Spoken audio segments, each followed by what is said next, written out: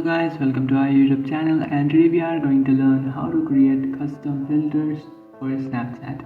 So let's get started. So if you want to create custom filters for your Snapchat, so to do that what you can do is just simply open up your Snapchat application. And after opening up your Snapchat, now you'll find the following filters that are in your Snapchat. So from here what you can do is just simply scroll all the way to the right and then just simply come to the end of your filters.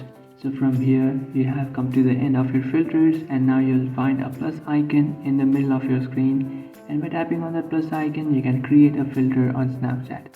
So right now the feature is unavailable, but in future you might find that feature, and what you can do is just simply use it to create a filter on Snapchat.